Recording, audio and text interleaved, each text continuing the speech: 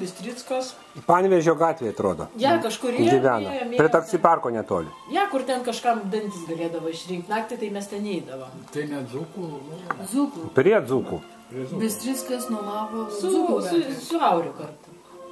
Ja, kartu jie tą būtą nuomavo. Nu, už taksi parko į dešinę tokios gatvelės buvo. Viena iš tų. Ir nebuvo išnuomavę kitur.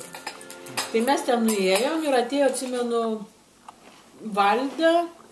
Tai čia buvo kokie 84 metai galbūt. 83-84, aš jau dirbau.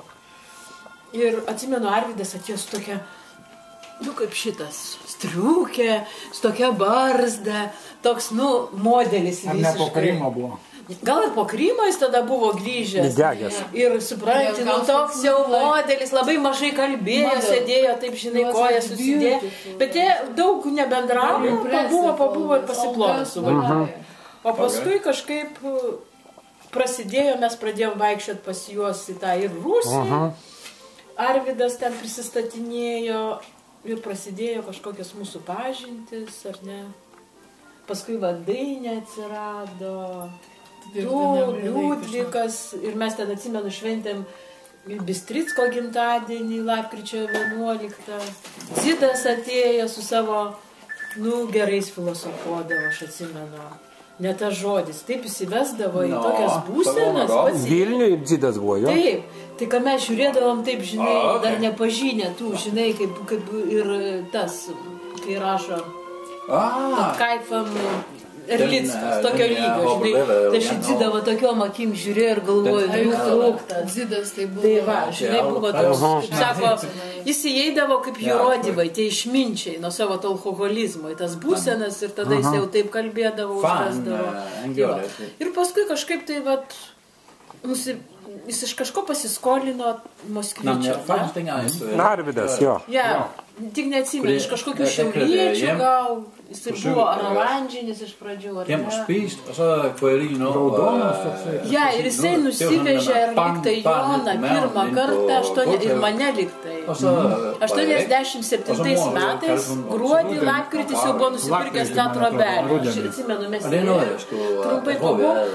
Ir paskui važiavom atgal, atrodo, ne?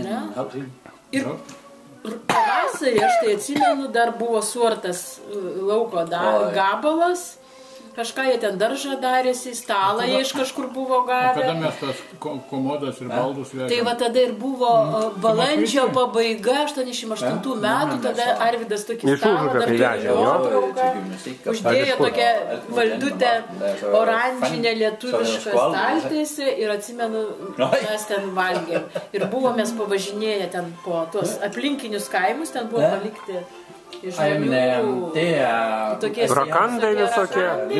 Tai ten žmonių nesimatė, tai padėjom ten susikrauti, žinai, ir atsimenu, dar yra nuotrauka tokio, žinai, dar zebriukas, ir ant to zebriuko mes ten atvažiavome. Kažkaip tai Arvydas pradėjo su mums labai bendrauti ir visą laiką, nu, hebra, niekur neina, nuvažiuojame. Mes ten važiuodavome. Jo, savaitgaliais visi sėdėdavo ten. O paskui buvo, atsimenu, įdomiausios, tai buvo 88 metų Joninės, nes prasidėjo sukilimas lietuvių. Taip. Ir tada pačios Joninės vykdavo ant Kreveikiškių piliakalnio tipo, ten toliau. Reikėdavo praeiti visą Pajautos tą slėnį ir būdavo pakabinta Stebulė ir Trinkūno hebra pakabindavo ir suorganizuodavo tą visą rasų. Nu ir mes ten atvarėm, tada Bistrickas mums pastatė tokią palapinėkę, mes ten įlindom ir pasirodė tas Andreika sukilėlis, nu, kuris už vėliavą ten buvo atidaužyti kepenim. Amžinatelis jau.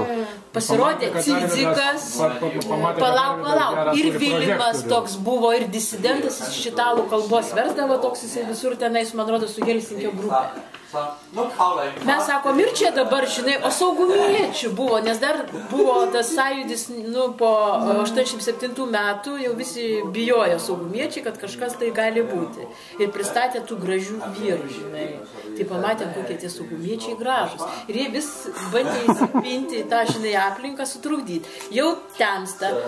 Tas Vilimas rankos dreba, kažkokį raštą turi, bet žino, kad jį gali greit užparankiu, žinai. Andreikas sako, jūs sako, tik tai studentaukit, mes už jūs revoliucijas darysim. Jūs sėdėsim kalėjimuose, žinai, žiūrim jau temsta, jau tas nieko nebeperskaitys.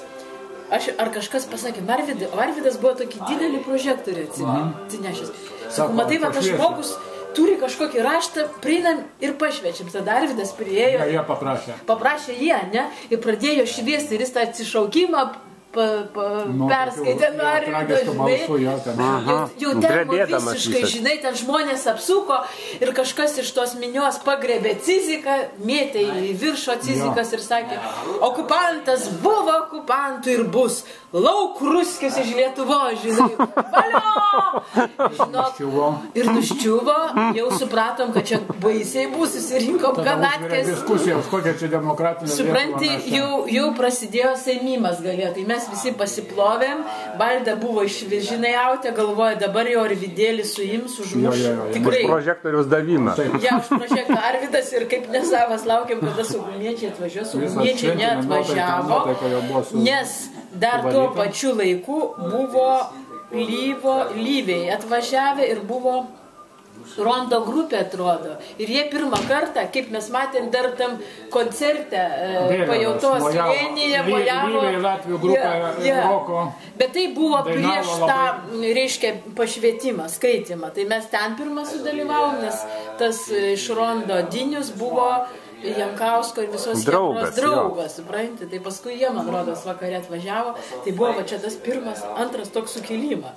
Bet visi buvom labai nesavi, žinai, nes galvojom, kad dar ne viskas įsistiprino. Pirmiausiai Vaiduje. Tai dar buvo mitingas neįvykęs, žinai, tas birželio mėnesio 88. Tai birželio aš nežinau, tai tu buvai vienintelis tenai iš mūsų. Man rodos, daugiau mūsų nebuvo. Mitingė, jo? Mes pas Arvydą buvom. Tada buvot pas Arvydą. Ne pas Arvydą, mes buvom pas šitą, man rodos, kažkokioj...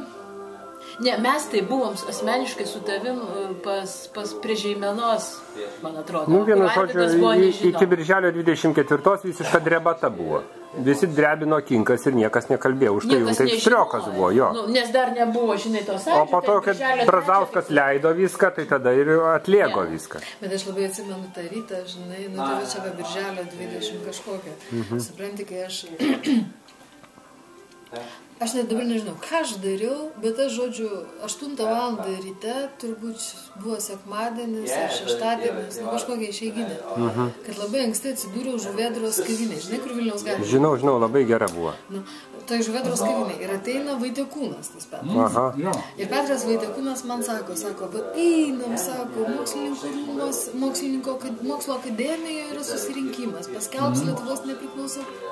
Kad, eina. Tai birželio 3 čia buvo. Ir aš taip atsimenu, kaip galvoju, Jėzus Marija, žmogus visiškai nusišneka, suprantu, sekmadienio rytą. Gal pakmėlas.